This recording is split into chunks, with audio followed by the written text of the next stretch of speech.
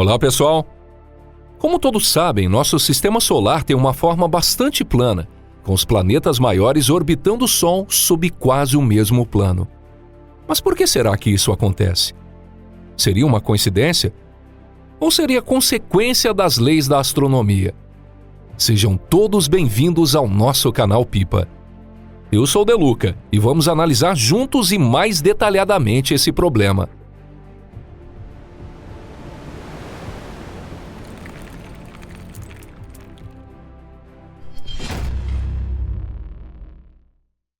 Alguns detalhes sobre o plano da eclíptica. A Terra gira em torno do Sol. Qualquer aluno do ensino fundamental que tenha assistido às aulas sem dormir sabe disso. O plano orbital da Terra é chamado de plano eclíptico pelos especialistas. Eclíptica significa literalmente eclipse. É assim chamado porque os eclipses lunares e solares ocorrem apenas quando a Lua está próxima da interseção da órbita da Lua e do plano da eclíptica. Isso não ocorre com outros planetas, pois o plano de suas órbitas em torno do Sol não coincide exatamente com o plano da eclíptica, mas estão muito próximo disso. Por exemplo, o plano orbital de Mercúrio está inclinado 7 graus em relação à eclíptica da Terra. Essa é a maior inclinação dentre os planetas do Sistema Solar. Curiosamente, os planetas não são os únicos num plano próximo da eclíptica. O cinturão de asteroides e a maioria dos objetos transneptunianos também estão nesse plano. Os planetas do nosso Sistema Solar, além de estarem no mesmo plano, eles orbitam na mesma direção do Sol. É uma dança com uma precisão matemática incrível que já dura bilhões de anos. Mas quando essa dança começou? Por que os planetas ficam tão alinhados? Os cientistas têm se perguntado sobre isso há anos. Para descobrir por que os planetas orbitam quase no mesmo plano e na mesma direção, os especialistas tiveram que observar outros sistemas estelares.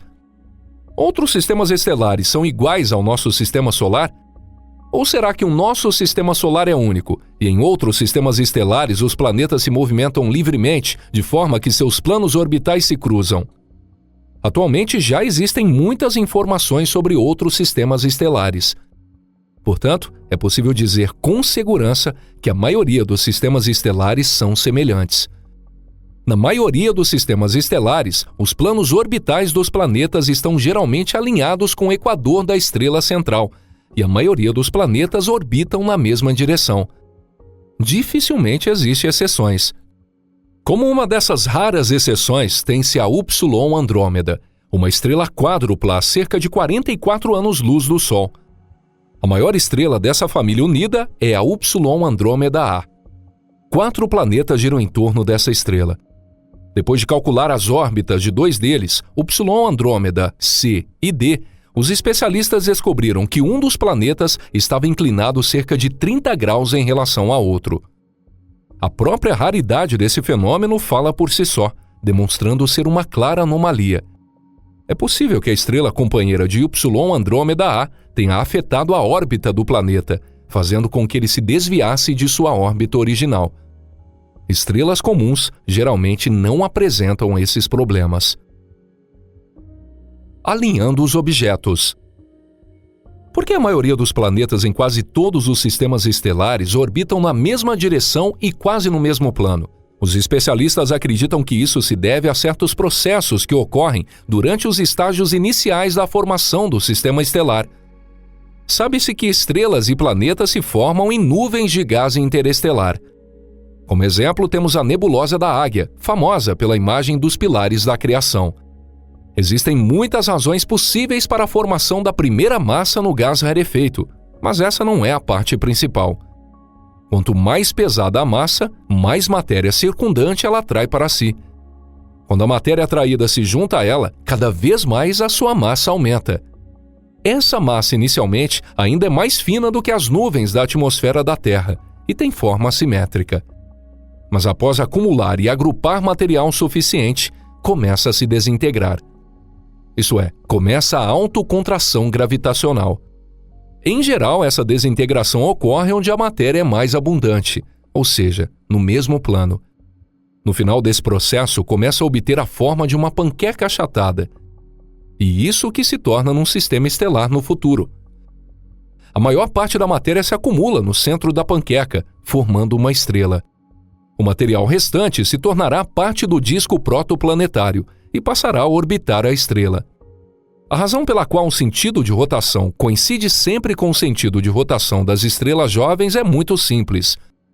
É o que chamam de momento angular. O sistema estelar jovem é ainda bastante isolado. Como outras estrelas estão muito distantes, não sofre qualquer influência de sistemas estelares jovens. Dentro de um sistema estelar fechado, o momento angular permanece constante, sem alteração. Essa é uma das leis básicas da física. O material que compõe o disco protoplanetário não se move repentinamente no contrafluxo ou em rotação reversa, pois para fazer isso seria necessário uma grande força externa. Evolução das panquecas. Portanto, não é uma nebulosa diante de nós, mas apesar de ser um sistema estelar muito jovem, ele é bem estabelecido. Embora esse sistema estelar ainda esteja um caos, é possível já ver um esboço de como será no futuro. A matéria desse sistema estelar está no mesmo plano e gira normalmente. Mas o que acontece depois disso? Em seguida, começam a ocorrer no disco protoplanetário processos muito semelhantes ao da formação das estrelas. As partículas de poeira que compõem o disco protoplanetário se colidem e se grudam, formando objetos maiores. E assim sucessivamente as colisões continuam, e a massa existente aumenta cada vez mais, se tornando num planeta. O processo desse sistema nessa fase pode ser visto em imagens da HL Tauri e seus arredores. Este planeta ainda é apenas um bebê, com menos de 100 mil anos de idade. Essa imagem não é uma seção transversal de um tronco de árvore feita no Photoshop. Esse é um sistema estelar jovem que está começando a se formar. Observe que todos os materiais estão agrupados no mesmo plano. As lacunas escuras correspondem às órbitas planetárias. É possível observar que este planeta limpa o lixo, como poeiras e asteroides ao seu redor. Outra jovem estrela com disco protoplanetário é uma anã laranja, estrela de classe K chamada TW Hydrae. Essa estrela é um pouco mais velha que a HL Tauri, mas ainda possui seu disco, pois ainda não colapsou. Esse disco pode ser visto com um telescópio de alta precisão. Um planeta que não segue as regras. Curiosamente, mesmo um objeto celeste grande, ele não pode se comportar como esperado. Alguns corpos se recusam a orbitar como outros. Em nosso sistema solar não existem planetas rebeldes como esses, mas existe fora do nosso sistema solar. Como exemplo, temos o WASP-17b, também conhecido como Ditso. Especula-se que esse planeta se colidiu com um objeto grande, fazendo com que mudasse sua direção de rotação.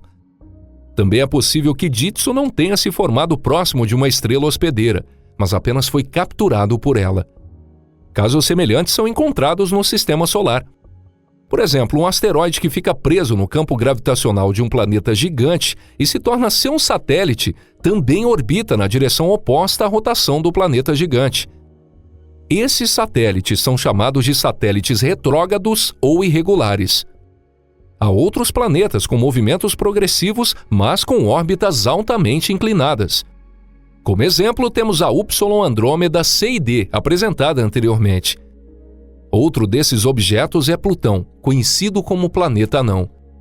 A órbita de Plutão também já intrigou muitos especialistas.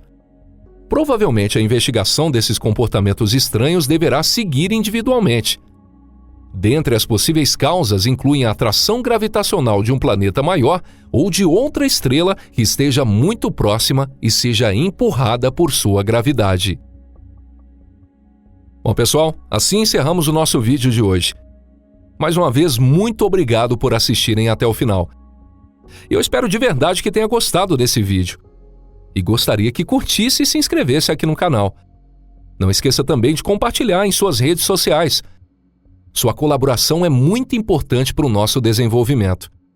E chegou a hora da gente se despedir.